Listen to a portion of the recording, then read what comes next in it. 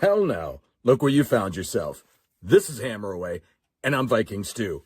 Let's get hammered. Let's do it. What's up, guys? This is Jaron Galino with Lynch Mob, and I'm hanging with Viking Stew on the Hammer Away show.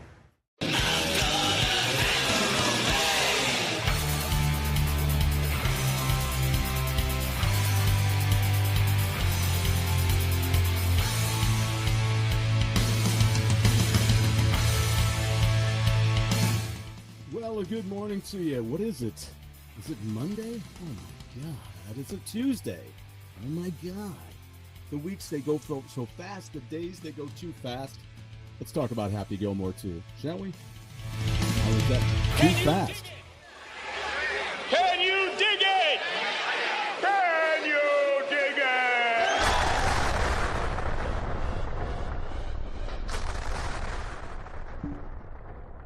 So, have you seen Happy Gilmore 2?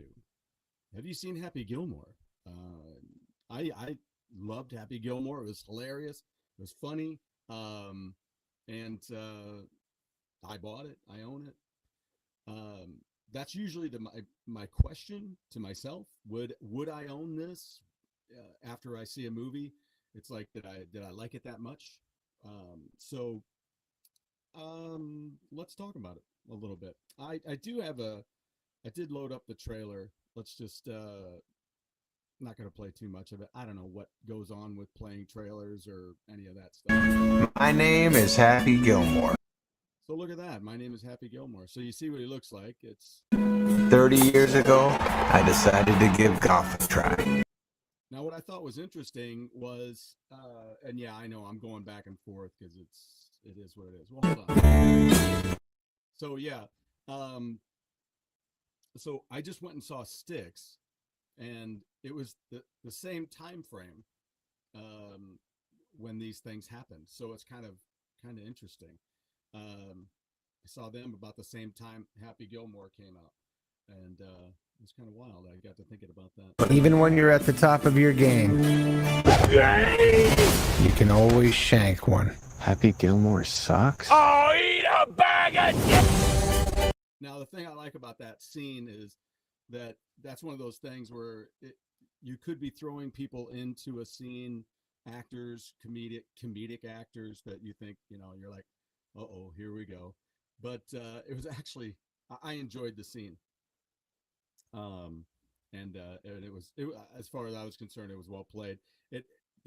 They held on to what I think is, I did barely chat with my son about this. He thought it was okay. He was all right with the movie. I read a review about the movie too, and they seemed to like the beginning and thought it kind of fell apart at the end. So, but that, I get that. I kind of feel the same way, but I also thought throughout the movie I enjoyed it. How are you going to put Vienna through ballet school? It's 75,000. There's a premise where he's wanting to, a little spoiler alert. It's not a big spoiler. There's just, that's his goal, is to get his daughter into school. So we don't need to play any more of this. I don't want to spoil anything else. You can see the trailer yourself if you're interested, or you've already seen the movie. I went into this thinking I was leery, because that's the way I do with movies anymore. It's especially when it's been a little while and they're going to do a new one. I get concerned because of how movies have been lately, and when money gets thrown into movies. And I'm an Adam Sandler fan to an extent, like Jim Carrey. I totally respect the comedy of Jim Carrey, but do I like all the movies? No. My favorite of all Jim Carrey movies has got to be Liar Liar. That is one of my all-time favorite comedy movies. I just think it's a funny movie. It's a great take on honesty, and sometimes I always say I'm not an asshole, but I am a dick. It's just one of those things. Honesty is one of those things that comes along when, sometimes you just, you know, I'm not out to hurt anybody's feelings. I'm just saying sometimes you got to lay it on the line and let people know, or just whatever, however that goes. So anyway, uh, the comedy is well written. I had a lot of fun with it. I thought there was a couple of great nods to the first film, because I watched them back to back, and it was great. I didn't want to watch the new one until I'd seen the first one again, and I'm so glad I did, because so many of the things that they kind of poked fun at in the first one, it was great to have just seen it happen, and then watch them poke fun at it. Now that's not like Marvel films. Like Marvel films, when they're poking fun at some of the stuff that they do, I don't like that. I don't think it's funny. Other people, many people that I talk to, just they think it is funny. I guess the new Fantastic Four movie, they poked fun at it's clobbering time. So you're like, oh, well, why are you making fun of that? It's actually a kick-ass thing. I mean, people may look at that and go, well, that's silly. I've seen people do some silly shit over just, whatever they do all the way down to Aaron Rodgers doing the belt thing, right? I mean, okay. I mean, why would you think it's clobbering time is a joke? So I don't know.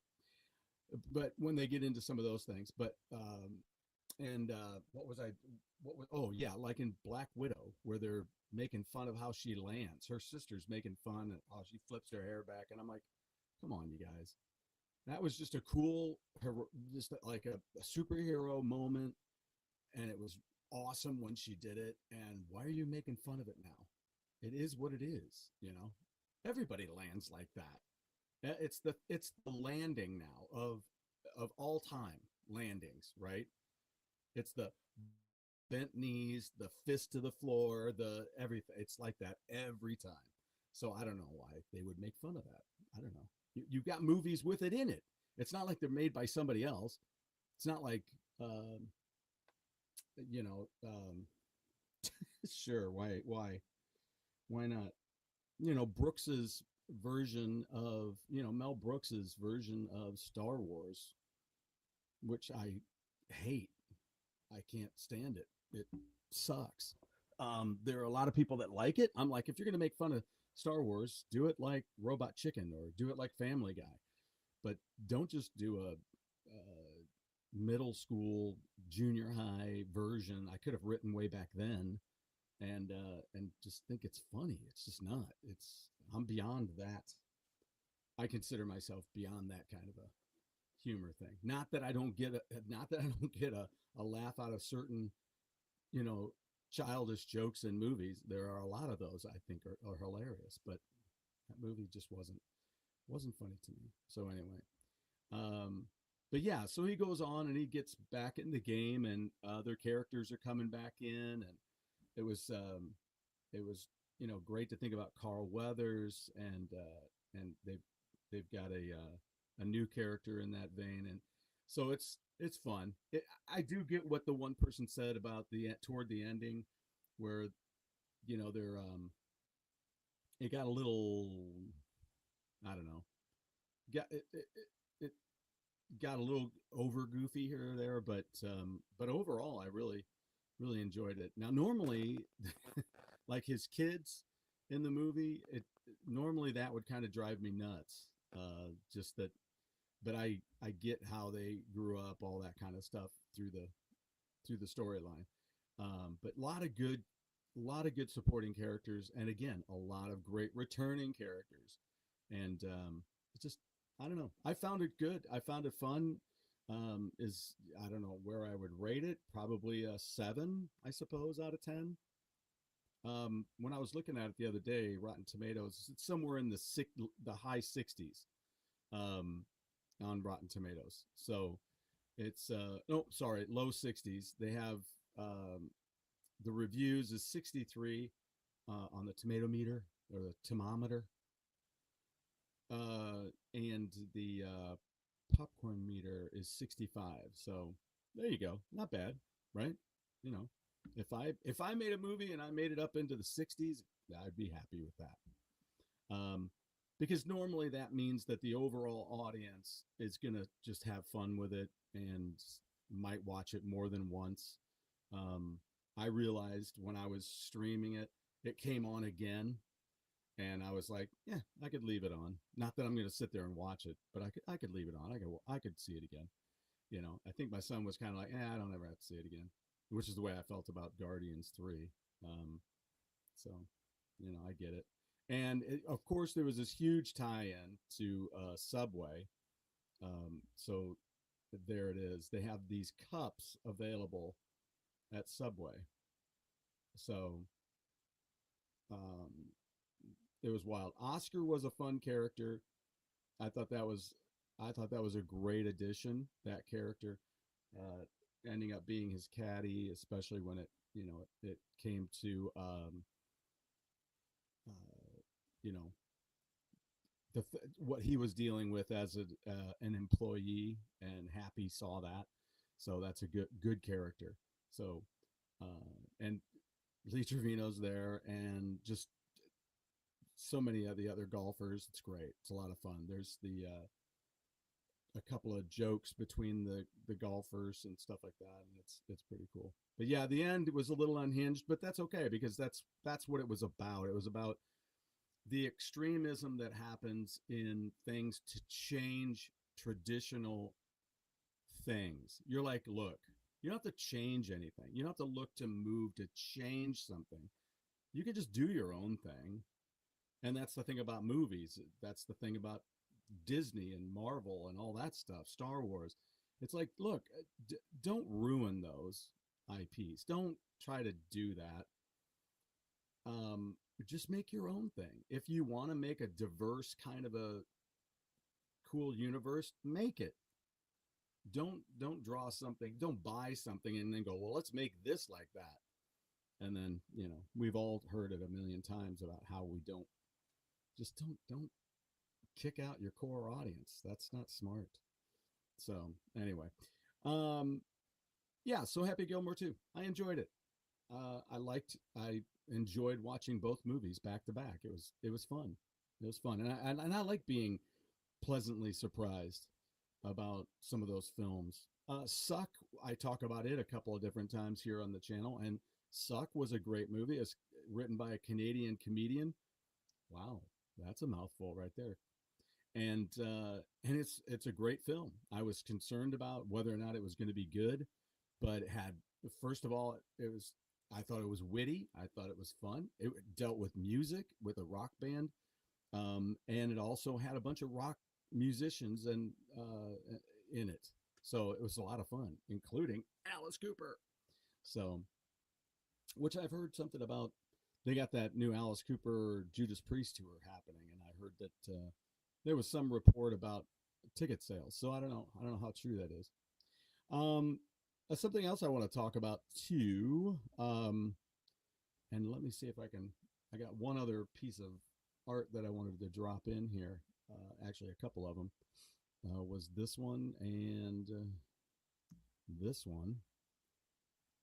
So let's take a look here. Do you remember this? My friend Toby Jepson, who was part of the Little Angels, and he's been on the show multiple times. And I went over to go see Wayward Sons. I've talked about that band quite a bit. So please, still, if you haven't heard Wayward Sons from the UK, check it out. If you remember, the last time he was on the show, we were talking about his new album, Look Out. And that was the first volume of it. It's going to be a trilogy of records, and the new one is out. So there you go. Look Out Volume 2 is out, and there he's got a sale online. You can check that out, and otherwise you can buy it digitally as well. I'm not sure how the physical is working for here in the States when I was looking for it. But do look for you can buy it digitally, and it's got artwork, if I remember right, by Stuart Dilley, who worked on all the stuff for for Wayward Sons as well, and others. I mean, he's done work for Chromoly and all that stuff. So another, and there's Toby right there, little live action there. There's also another band out of Ohio I wanted to make mention of, because that's what I do, is I talk about bands maybe you've never heard of. Now, some of these bands have been around for a long time. Some of these bands are newer. But one of the bands that I got into years ago, when we had a friend, one of my fellow musicians at church was in a band, and that band was opening, one of the opening bands for this string of bands that was at a place that doesn't exist anymore. It's called Fubar. The place exists. It's just called something else now. I think it's Red Flag is what it is now. And there was a band that played that night, and my wife wasn't into it, but my daughter and I were like, man, I looked at her. She's like, I like this. I'm like, me too. So we walked right up to the front and stood and watched the band. And it's a band called Red Wanting Blue. And I wanted to let you know, this is their latest record. Now, it's not brand new. Came out a little over a year ago, maybe a year and a half ago. It's called Light It Up. And check that out. Now, I don't have their other album covers in here.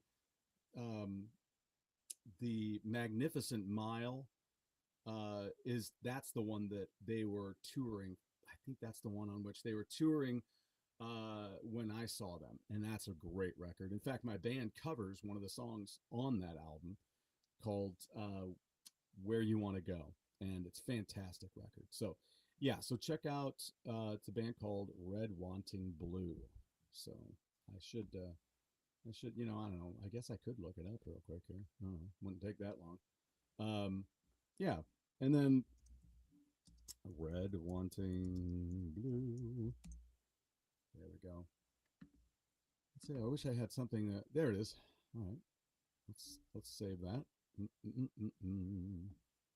They have a lot of they have a good handful of records. Like I said, they're out of Ohio, and RWB. And I'll just put that in there. Hopefully that'll be able to come right in. And we'll find out momentarily. Yes. There you go. And this is the album I was talking about. These Magnificent Miles. Wow. Did I get that wrong big time or what? Maybe not. But These Magnificent Miles, that's the name of the album. Red Wanting Blue. So just want to make sure you had a visual for that name. It's not a name you just pop up. RWB. Just remember that. RWB. That's kind of what they go by. They have little when they have promotional things, it's RWB. So yeah, check them out. Out of Ohio. It's great band. All right, so now let's move on to what I've got coming, and then we'll get on out of here. One of the things I've got coming, this is all kind of sound and nostalgia related. First of all, I need to let you know, remember the other day I got started with this on my project. I didn't really want to do it on this project of all these all those bits for my Nintendo games, but then I texted my friend yesterday. I'm like, you know what, just text him and find out. So guess what I found out? It is Tessa. Do you see that on there? I guess this inner ring was torn off of the roll that he handed me. There was just some of it left, and that's the name of the company. So if you need a good sturdy double-sided tape, then this is 1/2 inch wide.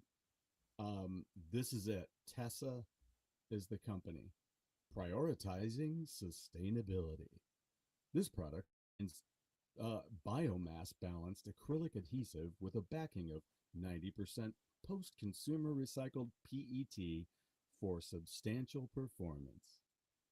Oh, sorry, sustainable performance. It is funny how we can mess up words when we're on here. So yeah, look at this. It's temperature resistant, high bonding performance, multi-surface compatibility, transparent film, humidity and UV resistance, and it's got quick adhesion. It does. You don't want to screw up when you're using this tape. You want to make sure you're on. Because man, if you're taping paper or something like that, man, it's gonna tear it. You're done. Just start over. But it is adhesive, and that's the thing about this stuff that I have. This Scotch stuff it's okay. It's cute. It's cute and all. It'll work for many other things that I've got because I've got a lot of it now. So but this other stuff though, I was able to go right on Amazon. He's like, yeah, I don't know where you can get it. Went on Amazon, there it was. I flipped out. I'm like, that's it exactly. That's exactly the roll that I had. But there was no name on the inner ring. It must have gotten pulled off. So anyway, yay! So now I can finish that project today after it shows up. I think it's showing up today. So anyway, now the other big major thing that I'm getting, because of the fact that I've just seen a video about this, and I want, I wonder if that's over here. It would be way over there in there. And let's see if we can, if I click on that again. I want to see if I can bring, oh, sugar monkeys. There. Let's do that. I thought that I downloaded this video, at least the link. That's what I did. I got the link to it, but I don't know. I don't think I have it. So anyway, it's a cleaner. It's a vinyl cleaner. Here you go. It's a what is it? A Vevor is what it is. Vevor, and it's a 6-liter ultrasonic record cleaner. Now, really, it's an ultrasonic cleaning system, is what it is. But they have it in there as, it has. You can buy it on Amazon a little cheaper than what I paid, but it doesn't have this drying rack, and it doesn't have this rack to wash your records. So you have to be careful about that.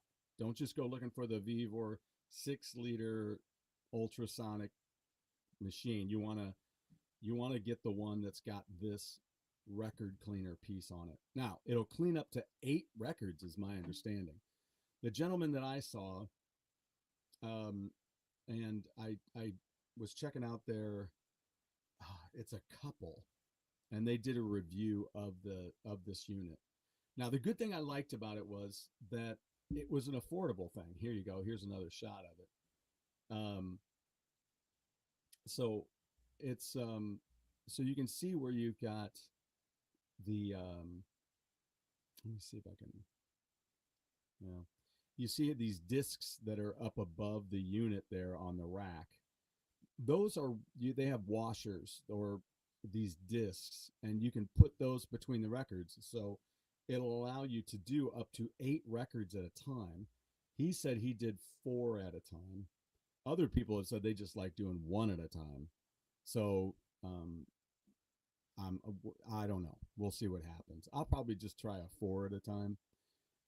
And he was showing the difference between a Genesis record, the Duke album, which I love and have on vinyl and can't wait to clean up. And he was like, you noticed that when we first got it, it sounded like this, and it just sounded like crap. And then he cleaned it. He says, I had to turn it up quite a bit more for me to be even able to hear the pops and snaps that we were hearing before. So that's kind of cool. So he had it on his normal level at first. So I'm eager to check this out and get into it, because then, like my kids, I was like, well, I'm going to get this. And then after I got it, I thought, you know what? They don't have huge collections. So I can offer to, take it with me when I go visit them, and then just, go through their collection, and clean them up. Like I gave some records to my daughter, and I'd like to clean those up better than they were when I gave them to her. So Another thing I'm getting into is this bone conduction headphones. Has anybody tried these? Please, in the comments, let me know if you've tried them. Let me know if you've tried these brands that I'm going to bring up. This is the Rifel, and as you can see there, and you know, if you've tried these, let me know what you think. I saw a review online. There was a guy who's a regular user of them, and I think they were something that I could use. Um, there's another personal situation that I have for checking these out. Now, here's the other. So I purchased these because I saw a guy reviewing some. Right, he spent like I don't know how much he spent on his $200 or something like that. It was over probably $150 to $200, right? So they're like any headphones. You could buy headphones that are Bluetooth. You can go and get them at you can go get them at the dollar store, which is now more like the Five Below, and Five Below is more like 10 Below. So you can go there and you can buy some Bluetooth headphones, but they're not the greatest of qualities. Or you can buy Beats, which are going to cost you, well, they say I guess they list for like 400. I've never paid more than $1.50 for them because I find these special deals on Amazon and I pay $1.50 for them. So so it's the difference in that way. So he was checking some out that cost 30 some dollars. Well, I found these, and there's a bunch of them out there now that are like, the range is huge. So I found these were in the 30 some dollar range. So I checked out these Rifels, and then also this is another one. It looks like Sung Doggin, but however you say that. I sound silly now to somebody who knows how to say that. So anyway, these were around the same range. I think one of these was on sale so that it made it down into the same range. But I've got these both coming today. So I'm really, really eager to get into them. My personal reason is for folks like my dad who have hearing issues. So I want to know how these things work, because what they tell you, for those of you who use them, you already know. But for those who don't and have never checked these out, they say that you can hear everything else and still hear your music. I'm like, how is this possible? But all the same, it's those little fibers down deep in our ear as you go through the coil of your ear, and they get pushed down. The ones that are closer to the surface get pushed down after we use them and abuse them. Then they get knocked down, and then the higher frequencies are lost in there, and the lower frequencies are oftentimes the ones who stay with it. So that's why I've often told my wife, if my dad can't hear you, just lower your voice a little bit, because those are the frequencies and the tones that are still making it through. So I'm really eager that's why I bought 2 of these, because I want to check them out, and I want to see if I can give one to my dad and then see if that might help with the hearing. So I don't know. But now, I mean, if only there was a way to get a receiver to it, so you'd know if that works. I don't know if they have these where they have a receiver, but this way, if he wanted, he might be able to hook that up to the television and, not have to blare the television so much, and could just listen on those. And like I say, they say you're supposed to just be able to hear everything else too, right? So that happens now that's a personal thing for me at the house, because I love listening to music, and it just happens all the time. And I have my Beats on, so my wife's walking around, can you hear me? And I'm like, I can't hear her. But sometimes I can, if I'm listening to a certain something that's not music that's constantly going on. So anyway, that's kind of why I want to check them out. But I also do like being in my own little world, though. So there'll be some days where I'll use these, and some days where, like mowing or doing something else, where I want my, canceling, and I don't want to hear other stuff. Like I wouldn't wear these to the supermarket. That's why I wear headphones in the supermarket. I don't wear my Beats, but I have my other in-ear um, buds that I wear at the store because I don't want to hear kids screaming and all that other BS. So, other people would say, well, yeah, but you're going to miss out if somebody comes in with a gun. And I'm like, well, I'll be calm and cool, and I can just look for a can of beans and whip it at them. So, anyway, so bone conduction. If you guys have ever tried those, let me know. Put it down in the comments. Do like and subscribe, folks. I will say that in the meantime before I move on to the next piece. I got to that way we can keep moving along and getting some good interviews and things like that as the channel builds. And so the next thing I got was I purchased my friend who had passed. There was, like I said, there was a bunch of gear, so I picked up a couple of powered speakers. However, I realized I didn't have the cables that I needed for those, and that would be an XLR male to a 1/4 inch male. So I had to order up a couple of those. So there you go. So I ordered a couple of these, and those should be showing up today, I believe. And so lots happening today. And I can't wait to get back upstairs and see if there's something there. I should check my, oh, yeah. Oh, something I'm going to show you next. Oh, these did arrive. Ha ha ha. They're waiting for me upstairs. So yay. All right. So the next thing is also upstairs. Back in 1975, 75 or was it 74? 70, 74, I think it was when this came out. And look at the price of this book. I just noticed it up there in the corner. $6, $5.95 for this hardback book. And this book was, it's not tiny, it's a good sized book. I just bought a new one. I'm sorry. I bought another copy of this, which was used in paperback. And, but what they've done, I got that all the way back then, but now what they've done, and keep your eye on the cover here. Look at all the artwork of all the different superheroes that are on there. All right. So then look down here at these two hands that are typing away at the keyboard here, this typewriter. All right. Now they remastered it is what I'm calling it. And here's the new one.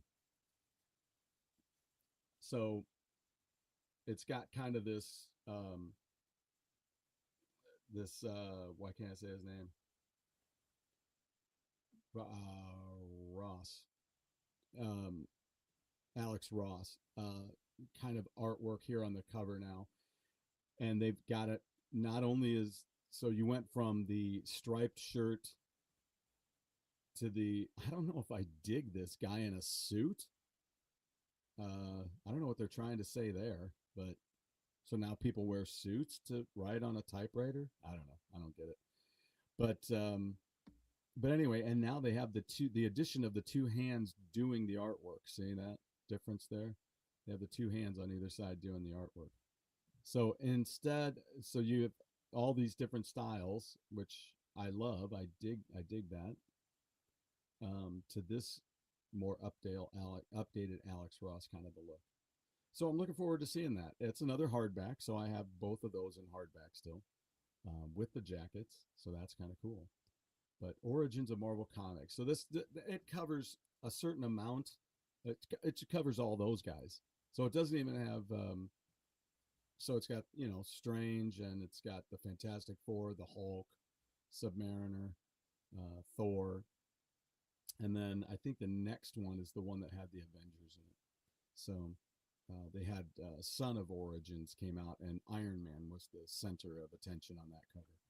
So yeah. So yeah. Let's take a look and see what we had for some of our headlines today.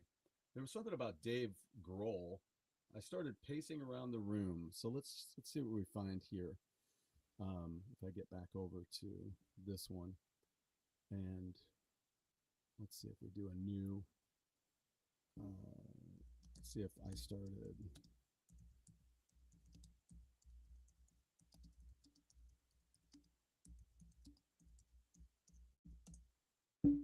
Let's see. I started pacing around the room. Usually I take notes, but I was just taking it all in. I went, play it again, how Dave Grohl delivered the incredible Smells Like Teen Spirit drum track. Interesting. The drum part that introduced Nirvana and a drummer named Dave Grohl to the world was released back in 91. Nirvana released the album that would propel them from burgeoning club-level favorites to the biggest band in the world. Never mind Nirvana's major label debut would apply a sleeper hold to glam hair metal, knock Michael Jackson's Bad off the Billboard top spot, and kickstart the grunge movement that shaped youth culture in every form. The catalyst for the album's success, Smells Like Teen Spirit. So yeah, talks about that. No surprises there, given that Nirvana were still relative unknowns, struggling to pay their rent, but to discover the origins of Dave Grohl's iconic drum parts, we need to rewind 18 months before Grohl was even a member of the band. There you go. So he was, okay. During the early April 1990, Nirvana, Kurt Cobain, Chris Novoselic, and Chad Channing drove from Olympia, Washington, to Madison. Interesting. I'm going up in that area to complete a 5-day recording session with Butch Vig, then known for his work with Killdozer. The sessions were scheduled to begin work on Nirvana's sub-pop follow-up to Bleach, with 9 songs recorded.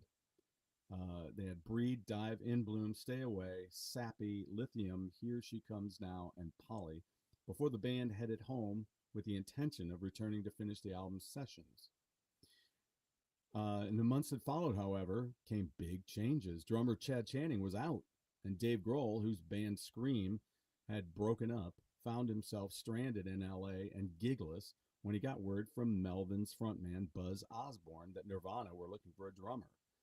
Osborne had previously taken Cobain and Novoselic to watch Scream, featuring a young Dave Grohl on drums, hair flailing, battering his kit as if his life depended on it, impressing Cobain and Novoselic. Buzz connected Grohl with the band, who were about to poach Mudhoney's Dan Peters. And Grohl flew to Seattle to meet his potential new bandmates. I remember getting off the plane and Chris and Kurt meeting me at baggage claim. It was like having the Children of the Corn meeting you at the airport, Grohl said in the 2018 interview. Let's see what we got here. I just want to kind of let's get to the heart of the matter here. Blah, blah. So let's see. This was confirmed when Vig visited Nirvana at their rehearsal room, becoming one of the first people to ever hear the song played live in the flesh. They played Teen Spirit, and it just crushed me how good Grohl was and how good they sounded, Vig told Stern in 2022. I started pacing around the room. Usually I take notes, but I was just taking it all in. They finished the song, and Kurt was like, "What do you think, Butch?" I went, "Play it again." By the time the band arrived at LA's Sound City Studios, Nirvana was a tight, well-oiled, and well-rehearsed machine. So there you go. You want to read some more about that? You may. Let me see what else we have here. Let's see. Okay, so I don't know. 3 classic one-hit wonders that make Canada proud. What do you think those would be? I have no clue. 3 classic one-hit wonders. Let's put in Canada. That'll help it. That make Canada proud. All right, let's see what we got. Don't Want to Fall in Love by Jane Child from 1990.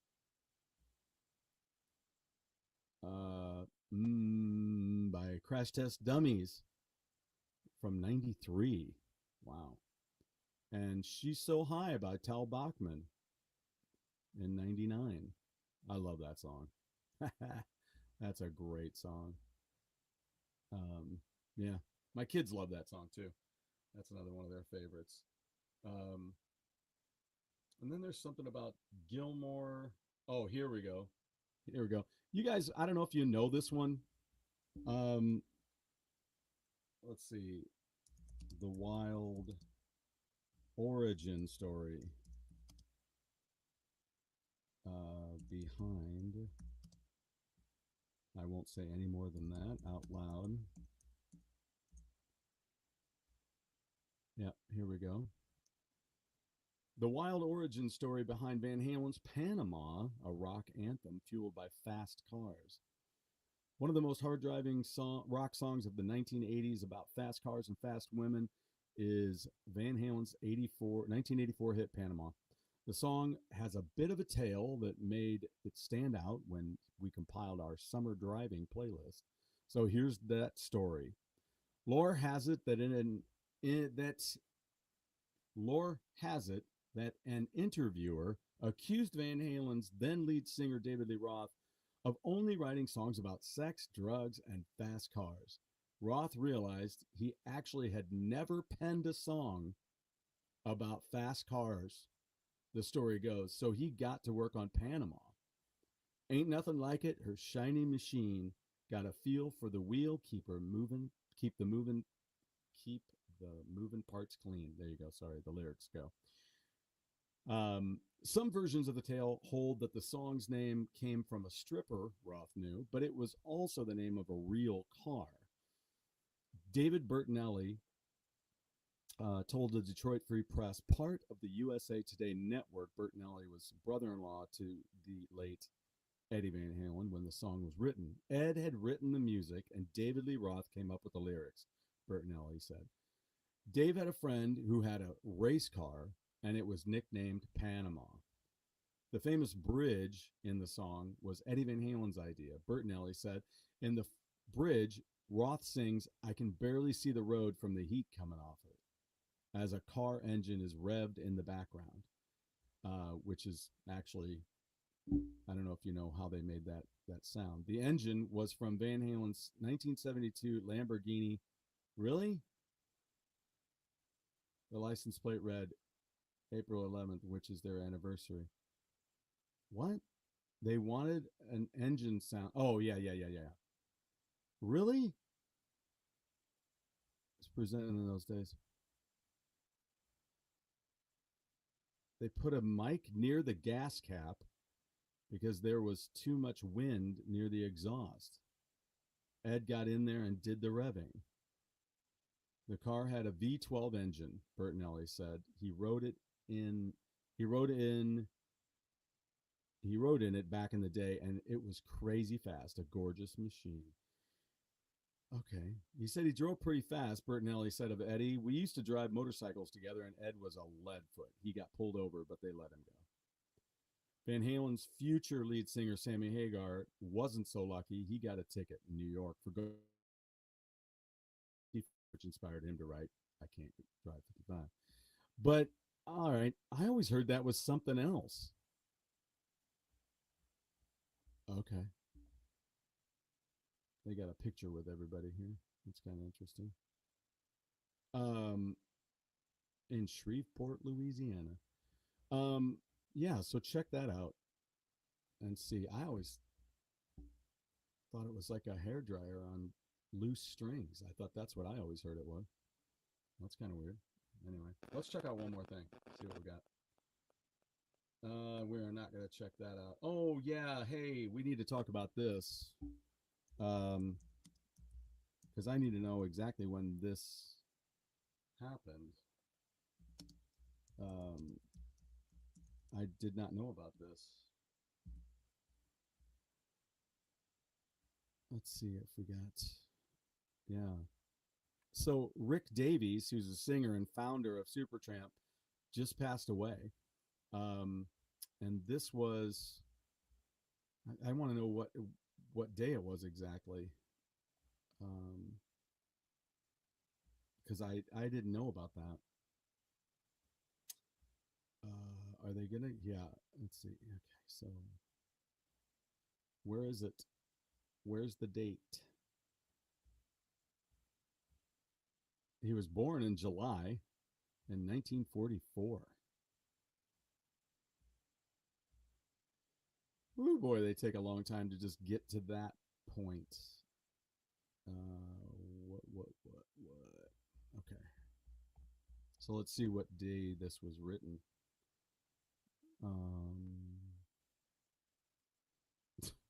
Okay. Anyway, he wrote hits including Goodbye Stranger and Bloody Well Right, and his use of the Wurlitzer piano became one of Supertramp's signature sounds. Rick Davies, the founder of British rock band Supertramp, who helped transform it from the faltering English progressive rock band into the prog pop juggernaut whose 79 album Breakfast in America sold more than 18 million copies. Passed away on Saturday at his home in East Hampton, New York. He was 81. Complications of multiple myeloma, a form of blood cancer, which he learned he had more than a decade ago, according to his wife and manager, Sue Davies, who was his only immediate survivor. Wow. Like the Beatles and thousands of other bands, Supertramp was fueled by a creative tension between two strong, highly distinct personalities, Mr. Davies and the band's other creative force, the vocalist and songwriter Roger Hodgson. I know that he grew up in Swindon, England, and tended toward an acerbic, world-weary tone, reminiscent of John Lennon in both interviews and lyrics. So I know that there was thoughts on when Roger Hodgson came out with Had a Dream and some of these different things, and that some of the songs between them were about their situation, but they were saying not really. I love the song Cannonball is one of my favorite Supertramp songs of all time. That was right after Hodgson left, and I just thought it was a brilliant song. Love that song. So yeah. Also, be ready because Spinal Tap 2 is coming out. I was checking that out and I saw the video. They have the trailer out there you can check out. Let me see if I can find that here. I know I have it, so I can so we can check out just the beginning of it or something. And then, oh my God, I couldn't believe this. So there you go. Hi, I'm Marty DeBerge. 40 years ago, I was honored to direct a film called This is Spinal Tap. Now these guys, man, I don't know. I recently, if you remember, I recently got this on Laserdisc. Oh, here, let me take that off of there. And I recently got this Return of Spinal Tap, and I watched it, and that was fun to watch. So there's even this sheet of paper. I don't know if this was some kind of a promo thing or whatever, but they have this sheet of paper in here too, talking about what's on it and stuff. So I'm so glad I had to look for this because it was in the wrong spot over there in my collection. So yeah, so here we go with this, and man, they do not look young. The numbers all go to 11. One louder. Why don't you just make 10 louder and make 10 be the top number and make that a little louder? My favorite. These go to 11. These go to 11. Go. Have you been playing music at all? I play music at a pub. This is the site of Spinal Tap's reunion concert. Obviously, there'll be the regular merch. Yes. And Hope has had a rather brilliant idea. Tap water. It says artisan. It's just tap water. Tap water. Is it possible? So you think you might fill the bill? I don't want to die. We've only lost 11 or 12. 11. 11 drummers. These breaking apart and coming back together. But the more we retreat into the music, the Stonehenge is a magic place where the moon doth rise with a dragon's face. Stonehenge, we are Spinal Tap. We'll go back in time to that What we need to do is secure your legacy. If during the gig, at least one, but ideally no more than two of you were to die. Dollars a year. So anyway, it looks like it's going to be fun. I couldn't believe this. I couldn't believe that they had Elton John was in there. They actually have the video for that out there. You can check it out. I have it here real quick. I can play just a score. Knows who they were.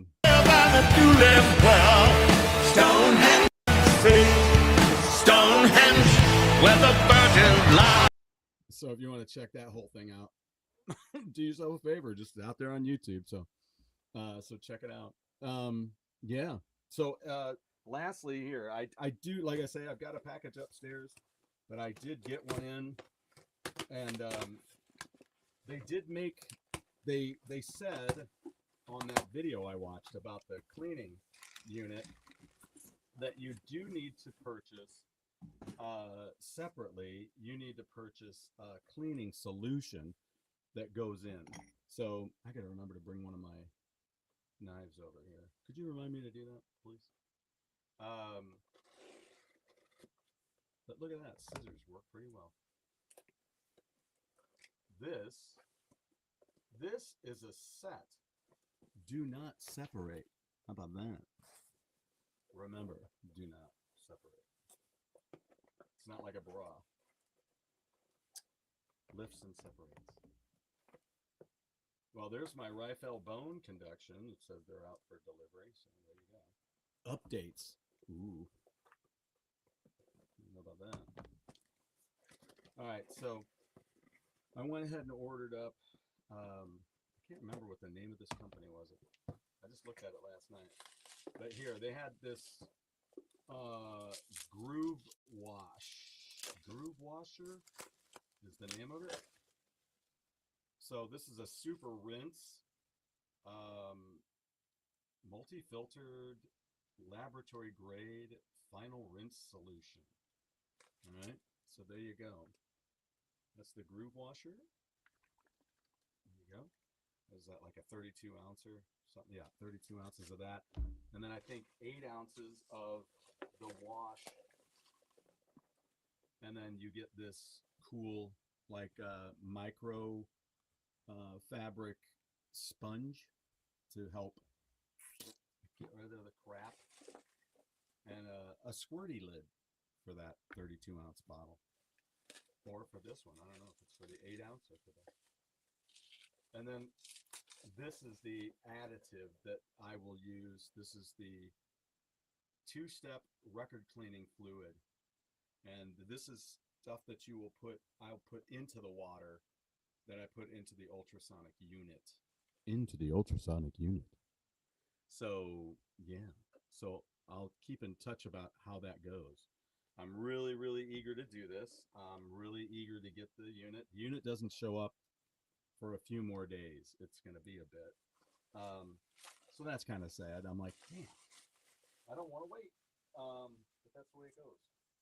So, yeah, I just want to start taking care of the vinyl that I have, and I want to get it to a good place, a good, clean place, so that I can enjoy listening to it more than I would if I just was like, screw it, I'll just use the brush thing. And, because as much as I care about it and as much as I want to use it, I don't want to be using it while it's super dirty or whatever. Also, this unit will help for anything else that I get in the future, especially if I get something for someone else. Like I have a package that's ready to go to Share Ross down in Florida. I've had it for months. I'm serious, months.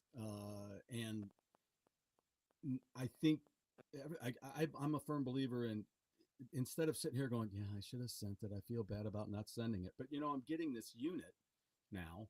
And so what I'm going to do is take everything that I put in that package for Share, and I'll wash through them real quick and make them as pristine as I can.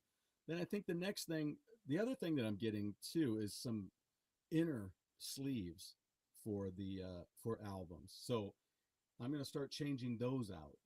And, you know, I don't know.